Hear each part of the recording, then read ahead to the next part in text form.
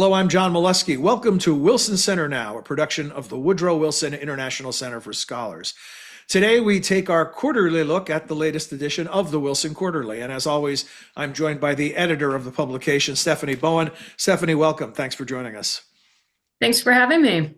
The current issue is titled In Search of Our Narratives, and the subtitle says Notable Public and Private Sector Leaders Share Their Thoughts on How to Achieve a Brighter Global Future. And one of those contributors, Robert Daly, director of the Wilson Center's Kissinger Institute on China and the United States, also joins us for the discussion. Robert, hello to you as well. Good to be with you. So, Stephanie, let's begin as we do traditionally and have you tell us about the issue. Give us an overview. Sure. Well, the winter issue, we knew it would be coming out after a year of historic elections during a time when there was great transition both in the United States and elsewhere. And we really wanted to have an aspirational look at broad themes in foreign policy. So, we know the world is a little bit mired in disinformation and partisan politics, and we wanted to offer something different, something that could help guide us during times of transition. And what we ended up with was a pretty incredible roster of, as the subtitle says, notable public and private sector leaders sharing the narratives that have really helped shape their views on the world and things that have ideas that have guided them and the world through past times of challenge. So, Stephanie, I'm a huge fan of the publication and your work, but I really have to say you outdid yourself this time. This is really a stellar issue. And Robert, I'll tell you that Robert's piece is titled One Mountain, Two Tigers. Neither China nor the US will fall. Can they learn to coexist? Is the teaser on that article. And Robert, Stephanie and I, the way this works behind the scenes here is when a new issue is ready to come out, Stephanie and I discuss, well, when we do a Now episode, which author will we invite to join us? Every time we had that discussion before we made our call, Stephanie would begin by saying, well, Robert Daly's piece is really excellent. And so that just kept coming up time and again. So you were the choice, sir. And tell us, sum up the competing narratives. Let's start there, since this is an issue about narratives. What are the U.S. narrative and the China narratives? Well, this was really two different American narratives about China, although China has them about the United States in a slightly different way. And the idea behind the piece is that both Beijing and Washington are not entirely sure whether they want to look at this relationship through a primarily political, geopolitical lens, competition, security, or through an economic lens, and they tend to waver back and forth between the two. If you only consider the political interests of each side as they define them, and not yet critiquing whether they're right or wrong about their security interests, but as they're broadly defined, then you end up thinking we're headed for a bifurcated world, with both sides wanting different things for their own nations, for the global order such as it is, both countries wanting to be the tiger on the hill, wanting to be the primary nation shaping global order. Two very proud nations, nations that are unwilling to compromise, and that are currently building up blocs or allies for a competition with each other. It looks like a bifurcated world based on our sense of risk, our perception of risk. At the same time, as everyone knows, we remain economically deeply intertwined, despite the fact that both sides have been carrying out selective decoupling for a while. Both sides want to be less vulnerable to each other. But the fact is that through a purely economic lens or economic narrative, they remain fairly complementary and deeply integrated. Even after the trade war that began in the first Trump administration and that was deepened in many senses by the Biden administration, we continue to trade with and depend on each other. And the corporations, the markets who want to insist on economic prerogatives, economic narratives, want to wish away all these security concerns as unnecessary, as paranoid, as whatever it is, and to insist on the economic market prerogatives. And there's a struggle. Overall, over the past several years, security has been gaining an upper hand but we're not willing to let go of the economic, because while we are worried about each other, we are wargaming each other, we are building up capabilities and blocks against a day where there might be conflict. In fact, conflict doesn't seem to be right around the corner. So we're still holding on to the economic. And so that was what most of the piece was about, was looking at that dichotomy and how it might play out.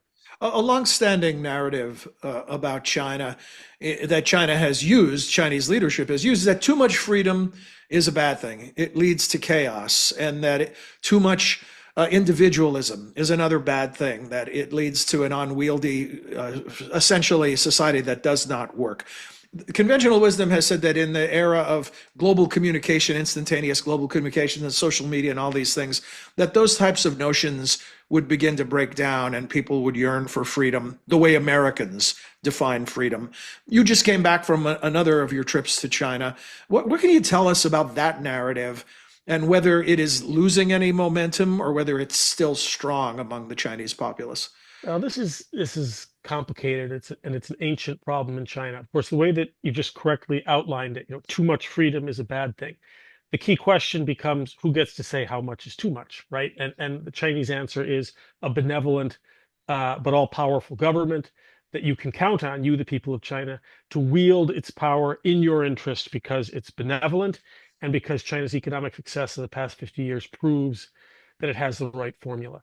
Right now, China's economy is not doing well. They're in the midst of their biggest economic crisis since the reform and opening period began. And the Chinese people are, I would say, down at mouth. They are pessimistic. They are grumbling about their government, but it's more in sorrow than anger. It's nothing like the seeds of revolution. They are going to wait it out because, as I said in the article, while they're deeply dissatisfied with the current situation in China, they seem, and this is tenuous because it's an anecdotal claim in the absence of polling, in the absence of voting, they seem to buy the government's claim that it's either continued development, even if that's slowing, that can only be provided by the stability which a strong state gives to China, or it's a binary choice, some form of what the Chinese call chaos or luan.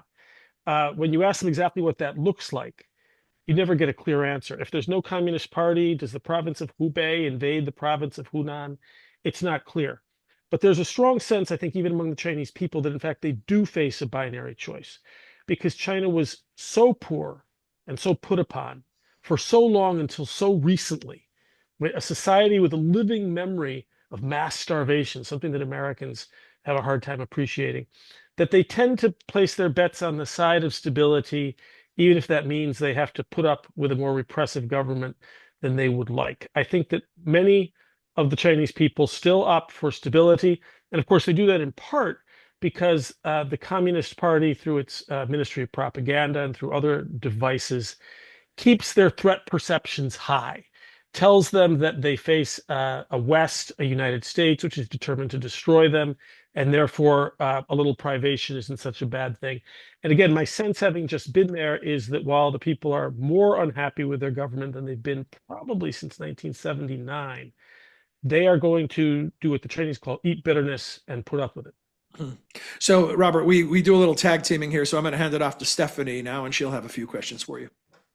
Thanks. One of the things that I always love about your pieces, Robert, and your analysis of the China-US relationship is the cultural aspects of it. And you mention in your piece that the Chinese and Americans really like each other and they value each other and they have certain things that they admire about each other. And how does that play into this competition that is heating up between the US and China? Well, this is in play, and it's shifted some in both countries. From the early 70s until 2016, 2018, we had what we now call the period of engagement, in which individuals, institutions like universities, NGOs, corporations, absolutely, in both countries were deeply involved with each other in a way that worked for people in both countries. It was transformative, especially on the Chinese side, because they started from a much lower level.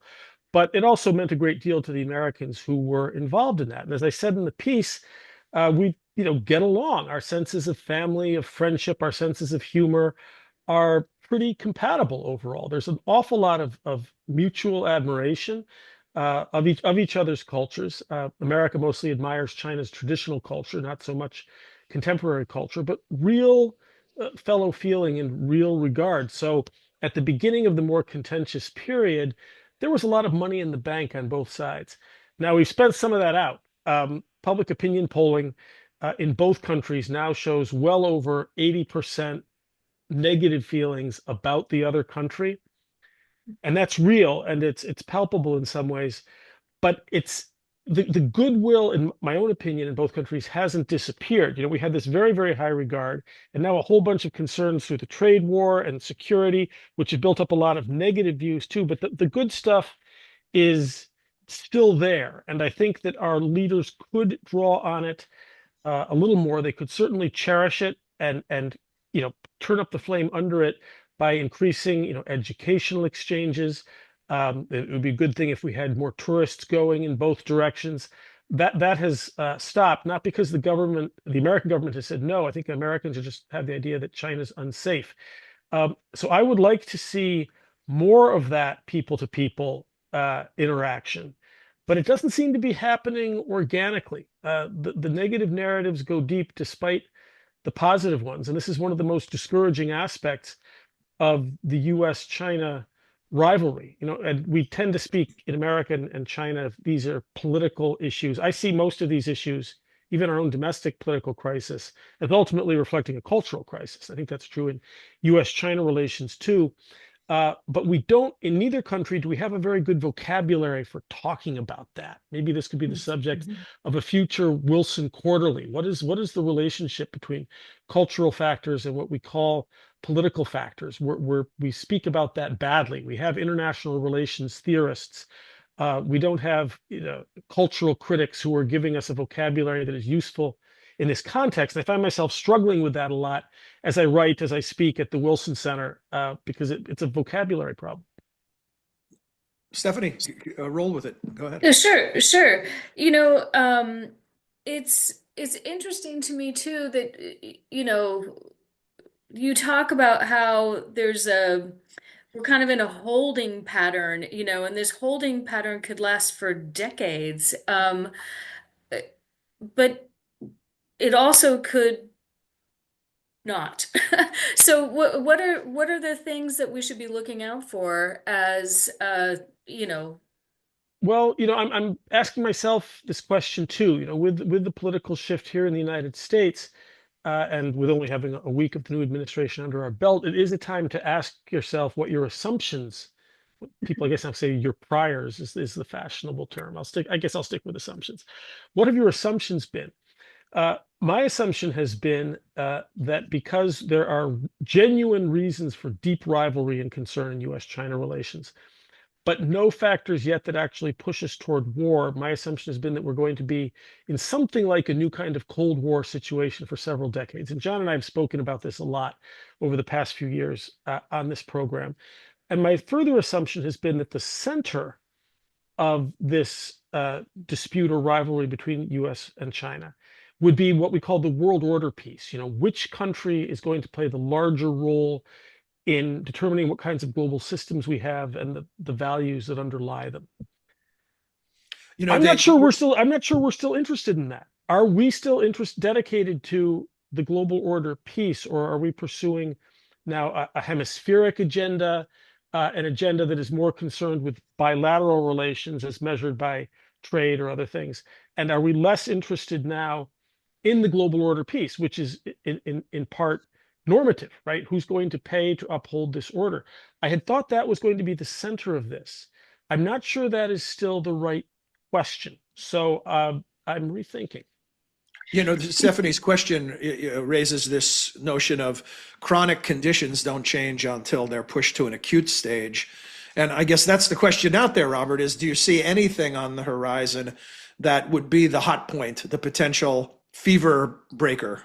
Well, so one of the pieces of good news, they're few and far between, but this is a big piece of good news is that neither Beijing nor Washington wants war. Both Mhm. sides, while they're preparing for it, they're building their capabilities, they're building their alliances. I'm convinced that neither wants it. They are determined to avoid it if they can, and I think they can. It's going to be a long ride, a very difficult, dangerous, expensive ride. Again, a new Cold War, but I think that commitment is real, uh, and neither country. This is something I think a lot of people in Washington get wrong. Neither country really wishes to harm the other in the first instance. Both countries see themselves as defending their own prerogatives and as encountering the other as obstacles along the way. So you'll hear people in Washington and in Beijing say things like the other is an existential threat.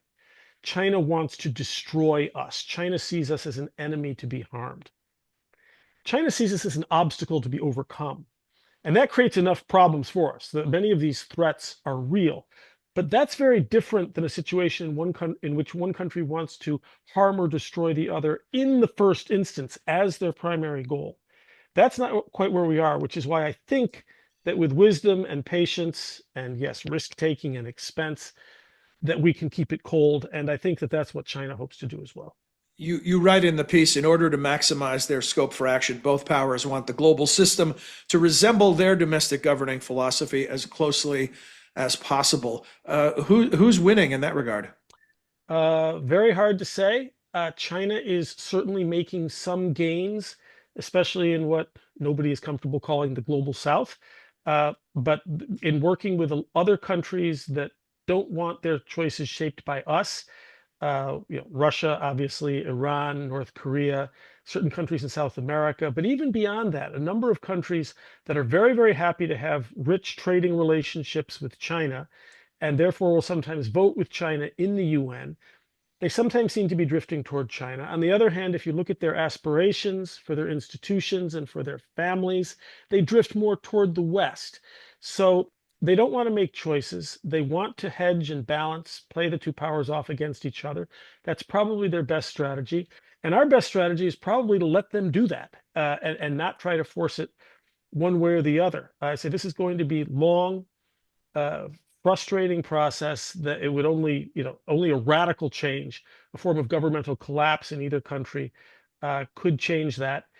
And so I think that this, as I say in the piece, is going to be with us for a very long time. Another two sentences in the piece that sum up two meta narratives. The US has never faced a peer competitor. China has never been a superpower in the modern sense. I mean, in many ways, there's the big story, right? And Right. in some cases, you can compete your way through this, or in other cases, maybe you help each other through this. Is there anything that you could even point to historically that provides a roadmap or a precedent for two nations at this juncture? Well, Graham Allison wrote a very famous book about this called Destined for War, in which he outlined what he called the Thucydides trap. And he looks at a series of past uh, eras in which you had a resident power, a status quo power, and a rising power. And most of those situations ended in war because the status quo power felt threatened by the rise. But this was all before the era of nuclear weapons. This was in an era of much more limited warfare. The US and China have nuclear weapons. While we don't understand all of the escalation ladders, we do know that any conflict could go nuclear and could be World War III. And again, both sides are thinking more seriously about this. China isn't thinking seriously enough that it will start strategic stability talks with us, which is where I end the piece with a hope that that will happen. But maybe we will get there because, as I say, they're determined to prevail, as are we. Neither side is yet willing to compromise, but neither side is as so foolhardy as to begin a war with the weapons that we have in hand. So this is somewhat new territory. It's going to be a long haul. I hope that our discussion will be informed by a real understanding of America on China's side and a deeper understanding of China on the United States side. I think that will be something that can help us get this right and avoid conflict. Stephanie, I want to throw it back to you, see if you have any other questions for Robert before I ask you a question. Well, Robert, I'm curious. You talk about the things that you wish that you would like to happen that would help the relationship and global stability. What kind of advice would you give to those, coming in now, really in charge of U.S.-China policy? And what would you suggest they do or things that they pursue, approaches they take? We seem, and it's early days in the new administration, and so no predictions. But you can see on the American side also a struggle between the political or the security framework that we talked about at the beginning and the economic. The president himself seems to see US-China relations primarily through an economic lens. He thinks that China's trade surplus with the United States is indicative of a lack of fairness, and he would like to correct that trade imbalance. Economics. But he doesn't seem very concerned with the big geostrategic competition, what President Biden called, democracy versus authoritarianism. Many within his own party, although it's bipartisan, say that this is an existential threat. This is an epochal struggle between different worldviews, different forms of politics, with Taiwan as the potential hotspot. The president himself doesn't speak that way. He doesn't speak about ideology. He doesn't speak about China as a competitor across all the domains of power. And in that, he seems to be somewhat at odds with his own party. We see this, for example, in his willingness to give a lifeline to TikTok, which has been one of the major focal points of Republicans and Democrats in Congress for the past 2 years. So we need to get the framing right and figure out and right size the security threat from China. I think it's overstated. I don't think it's an existential threat. It's a real threat. It's a concerning threat, but probably not existential. We need to somehow find a way to meld our economic and our geostrategic concerns, right size it, and then realize that this is a long-term historical process. There's no quick answer. It's not going to be solved during Trump-Xi round two. We can make some incremental moves, but the real solution will involve change in both countries over the long haul, and a commitment to peace. Which, again, the piece of good news. I think we do have that, despite the sometimes you hear the drums of war, that kind of rhetoric in both sides. But I think we're really aiming for a long and difficult peace here. Robert, as always, thank you. I mean, terrific insights, and really, we learn a lot every time we speak with you. And Stephanie, I set out a question for you, and it's about that, the issue. In addition to Robert's terrific piece, which our viewers and listeners got quite a preview of in our discussion today, what other pieces would you give us a highlight? Tease us on some of the other things that are in the issue. If you allow me, I will go through them all because this is quite a who's who list Sure. of contributors and ideas. We have Russian dissident and journalist Vladimir Kara-Murza, who reflects on Russia's history and the Russian people's desire to want democracy, to offer some advice to the West. We have tech innovator Corey Jaskowski, who reflects on the power of technology to connect and inspire, even while it does also bring some challenges.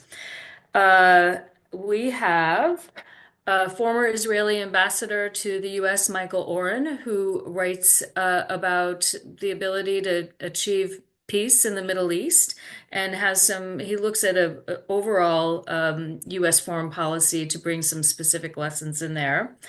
We have veteran New York Times reporter David Sanger, who's also a Wilson Center Fellow. He writes about the connection between a free and fair press and a thriving democracy. Noted human rights activist Natan Sharansky talks about how embedding human rights in foreign policy can strengthen democracies and really support freedom fighters while also upholding universal rights and strengthen governments. Former World Bank President David Malpass lays out a vision for global prosperity that also highlights the need to address global inequality. We have a really interesting piece that I think complements a lot of what Robert talked about from former Indian Foreign Secretary Nirupama Rao. She writes about the importance of the Indo-Pacific region in the future prosperity of America. We have longtime champions, both inside and outside the National Endowment for Democracy, Frank Fahrenkopf and Ken Wallach. They reflect on Ronald Reagan's historic Westminster speech on democracy to make the case for promoting democracy. Our very own Mark Green writes about an American approach to foreign assistance that's based on his time as U.S. aid administrator, but it starts way back for when he taught in a Kenyan village. Tanzanian businessman Mo Dewey makes the case that Africa really needs to be on everyone's radar, and he gives a lot of examples of how different governments in the world can engage with the continent. Former Colombian President Ivan Duque talks about how an approach to the Americas as a whole will not only strengthen Latin America, but also strengthen the U.S. And Baroness Catherine Ashton talks about what it means to be European in a post-Brexit world. It really is quite a lineup. Thank you for letting me run through it all with my notes at hand. Sure, sure. Robert, you were in great company on that table of contents. Great company. Yeah, an honor to be in the magazine. No, thanks to both of you, and congratulations on the article and on the latest edition of the quarterly. I want to tell our viewers and listeners the other good news is it's absolutely free. If you come to wilsoncenter.org, you can find that resource and many, many others, all presented to you as a public service. We hope you enjoyed this edition of Wilson Center now, and that you'll join us again soon. Until then, for all of us at the Center, I'm John Molesky. Thanks for your time and interest.